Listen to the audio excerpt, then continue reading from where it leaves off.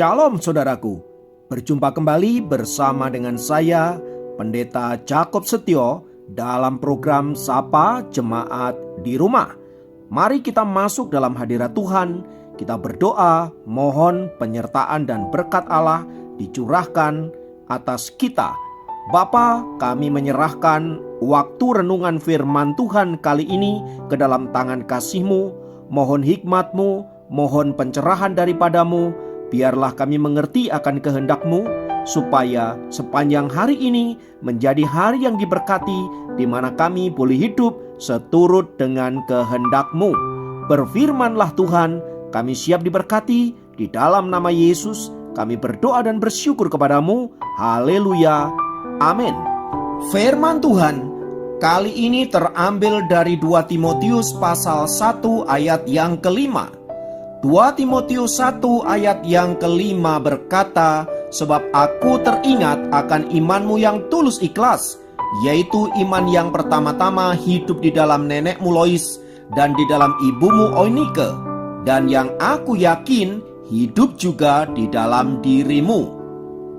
Saudara, melalui surat ini, Rasul Paulus ingin mengingatkan Timotius bahwa iman yang hari ini ia miliki itu tidak berdiri sendiri, melainkan karena peran dua orang ibu yang luar biasa, yaitu nenek Lois dan ibu Eunike.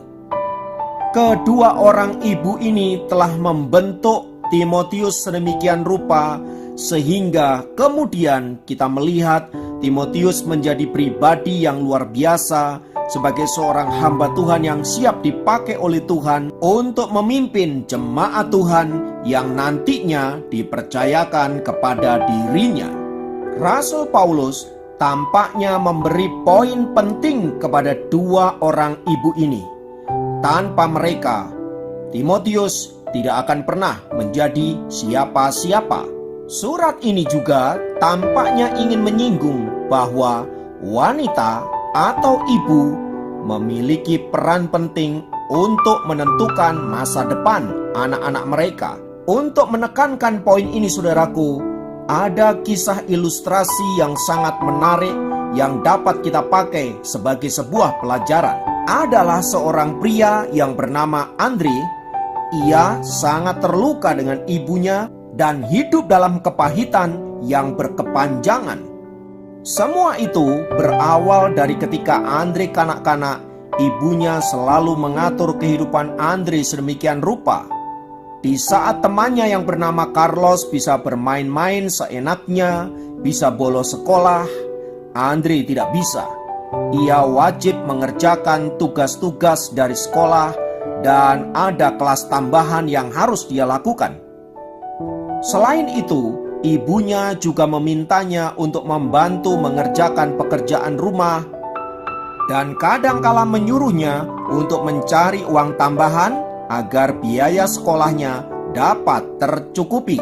Ia sangat iri dengan temannya Carlos yang bisa seenaknya berganti-ganti pacar, merokok, minum-minuman, dan lain sebagainya. Ia merasa bahwa Carlos hidupnya enak. Ia merasa Carlos hidupnya bebas. Seandainya aku menjadi Carlos, aku pasti menikmati masa mudaku dengan bersenang-senang. Namun ibunya sangat keras kepada Andre. Ibunya melarang anak muda ini merokok. Ibunya melarang anak muda ini mabuk-mabukan. Ibunya melarang anak muda ini pacaran. Ibunya berkata, "Nanti pada waktunya kamu bisa melakukan itu. Sekarang tugasmu belajar dan melakukan banyak hal agar engkau tidak punya waktu kosong untuk melamun." Semua itu membuat Andre merasa terluka dan tertekan. Ia merasa bahwa masa mudanya tidak bisa ia nikmati. Dan ia juga merasa ibunya merenggut masa mudanya, sehingga ia menjadi anak muda yang selalu harus bekerja keras, belajar, bekerja, belajar, bekerja. Hal itu terjadi terus-menerus sampai ia lulus kuliah. Dan ketika ia mendapatkan pekerjaan, ia memutuskan untuk keluar dari rumah dan tinggal di luar kota. Sejak saat itu, Andre tidak pernah kontak dengan ibunya. Bahkan ketika ia menikah pun, ibunya tidak diberitahu. Dalam perjalanannya, karir Andre begitu luar biasa. Ia menjadi seorang eksekutif muda yang sangat brilian. Hal itu menyebabkan dia berkelimpahan harta benda. Namun ia sama sekali tidak ingin berjumpa dengan ibunya. Suatu kali ia, istri dan anak-anaknya makan di sebuah restoran. Dan ketika ia selesai makan, dia pergi ke parkiran dan dia berjumpa dengan seorang pemulung yang sedang mengais sampah untuk mencari makanan.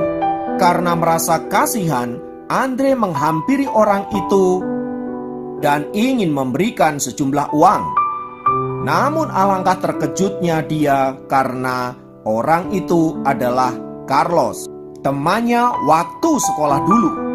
Andre bertanya kepada Carlos, mengapa semua ini bisa terjadi? Dan Carlos memberikan jawaban yang mengguncang hati Andre. Carlos berkata, "Karena aku tidak punya ibu seperti ibumu. Seandainya aku memiliki ibu seperti ibumu, mungkin aku tidak menjadi gembel seperti sekarang ini." Jawaban Carlos ini menghenyak hati Andre, seolah-olah menyadarkan kekeliruannya selama ini. Ibunya memang keras, tetapi ia kemudian menjadikan dirinya orang yang sukses. Menyadari kekeliruannya itu, saudaraku, Andre memutuskan untuk menemui ibunya. Namun sayang, semuanya sudah terlambat. Sebab beberapa bulan sebelum Andre menemuinya, ibunya telah wafat. Saudaraku, kisah di atas ingin mengajarkan kepada kita betapa peran seorang ibu adalah sangat vital bagi anak-anaknya. Anda bisa memilih menjadi ibunya Andre atau ibunya Carlos, yang kalau anak-anak tidak disiplin, tidak masalah. Anak-anak tidak mengerjakan PR, tidak masalah. Bolos sekolah, tidak masalah. Tidak mau ke gereja, tidak masalah. Tidak membaca Alkitab, juga tidak masalah. Maka jangan heran bila suatu kali Anda menemukan anakmu seperti Carlos. Saudara, bagaimanapun juga seorang ibu, dia adalah penopang di dalam rumah.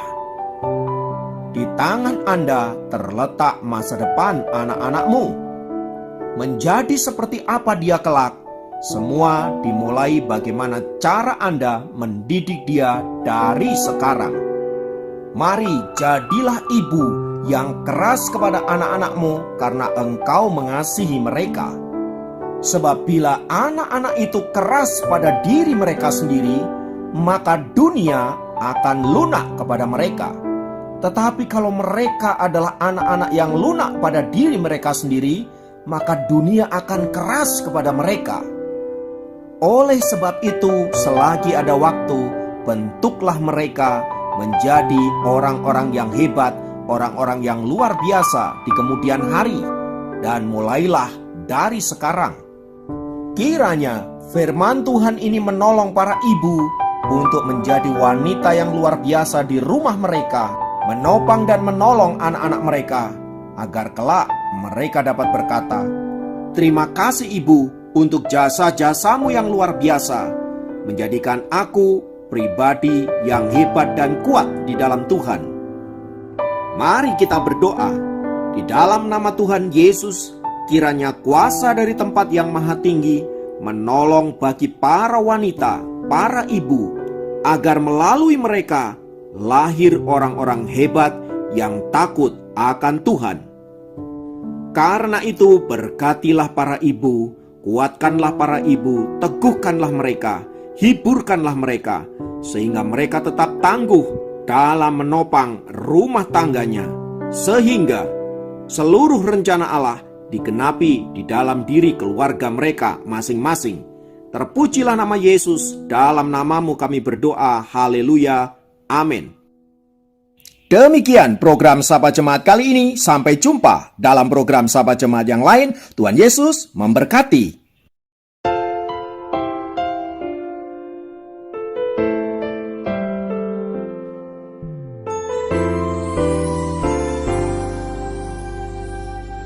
Sekalipun aku dalam lembah gelap, ku tak takut sebab kau besertaku. Sekalipun badai topan datang menerpa, ku tak gentar sebab kau di sisiku.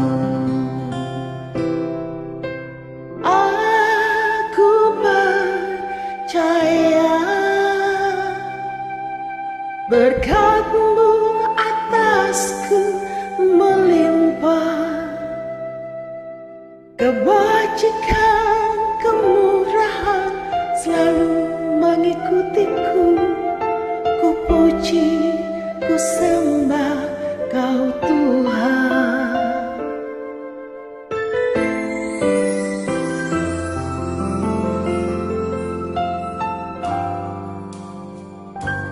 Sekalipun aku dalam lembah gelap, ku tak takut sebab Kau besertaku. Sekalipun badai topan datang menerpa, ku tak gentar sebab Kau di sisiku.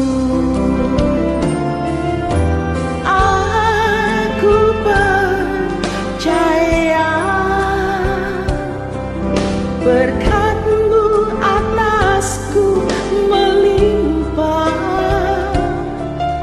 kebajikan, kemurahan selalu mengikutiku. Ku puji, ku sembah Kau Tuhan.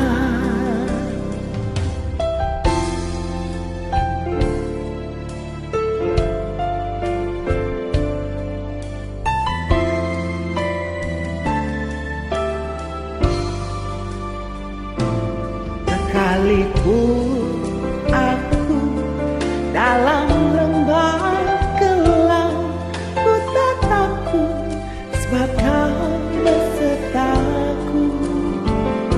Sekalipun badai topan datang menerpa, ku tak gentar sebab Kau di sisiku.